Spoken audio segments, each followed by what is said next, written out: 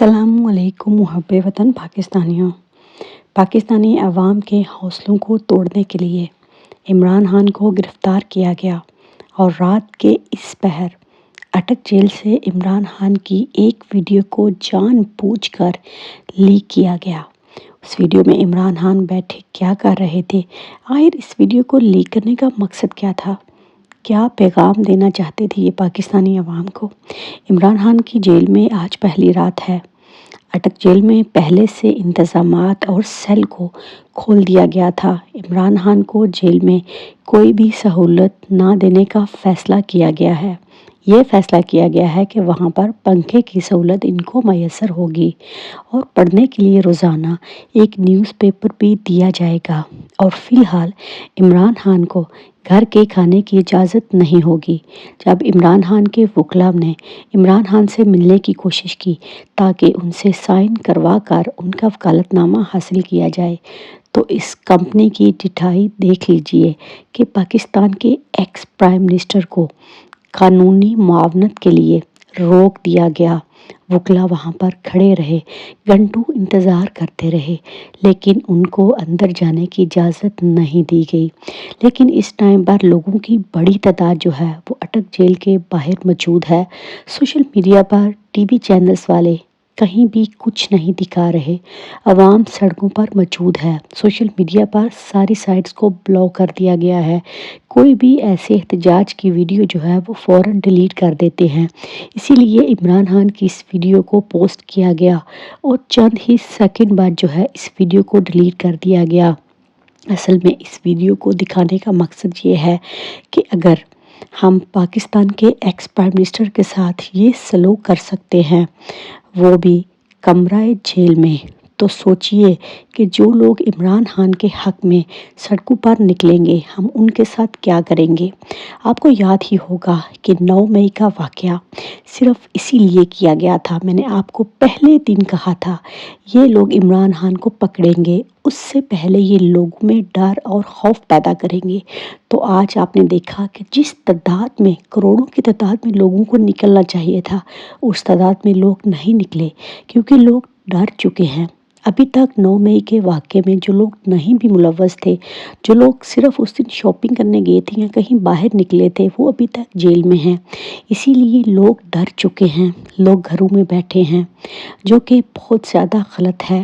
عمران خان ہماری جنگ لڑ رہا ہے، اس نے اپنی زندگی میں ساری بہاریں دیکھ لی، وہ صرف اور صرف پاکستان کو ان قابضوں سے نجات دلانا چاہتا ہے۔ اس کا قصور صرف اتنا ہے کہ اس نے پاکستان کی بات کی ہے، اور اس ویڈیو نے لوگوں کے دلوں کو تو اشک بار کیا کہ اس بندے کے ساتھ، جو کہ حکومت کے لیے شرم اور ڈوب مرنے کا مقام ہے، کہ جس نے امت مسلمہ میں اسلام کی بات کی، آج وہ بندہ جیل میں زمین پر بیٹھا ہوا ہے۔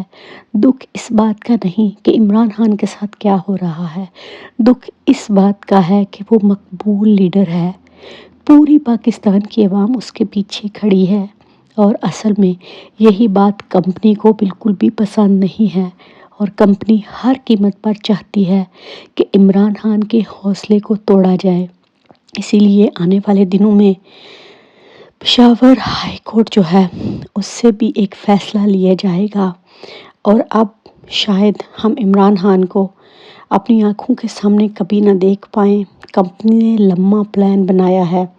اگر آپ کو لگتا ہے کہ سپریم کورٹ ریلیف دے گی، مجھے فی الحال ایسا نہیں لگتا۔ اگر سپریم کورٹ نے ریلیف دینا ہوتا تو بات یہاں تک پہنچتی ہی نہیں۔ جب ان لوگوں نے سپریم کورٹ میں پٹیشن دی تھی کہ ایسا 22 جج کیس کا فیصلہ سن ہی نہیں سکتا، تو اس کو کیوں پھر دوبارہ سے عمران خان کا کیس دیا گیا؟ تو محب وطن پاکستانیوں، جو یہ بیان ہے کہ بندیال ڈٹ کر کھڑا ہے، وہ ڈٹ کر کھڑا ہے، لیکن آپ کے اور میرے ساتھ نہیں۔ اگر آپ کو میری بات سمجھ آ جائے تو خدا کے لیے عمران خان کے لیے دعا کیجئے، کیونکہ جہاں پر انسان بے بس ہو جاتا ہے، وہاں پر صرف ایک چیز جو ہے وہ مدد کرتی ہے، اور وہ ہے دعا۔ تو خدا کے لیے کومنٹ سیکشن میں ہر بندہ ایک دفعہ آمین ضرور لکھ دے۔ انشاءاللہ جتنی آمین زیادہ ہوں گی اللہ تعالیٰ ہماری دعاؤں کو سننے والا ہے اور وہ پاکستان کو اس بھنور سے نکالے گا، کیونکہ یہ سارا نظام عمران خان کے پیچھے کیوں لگا ہے؟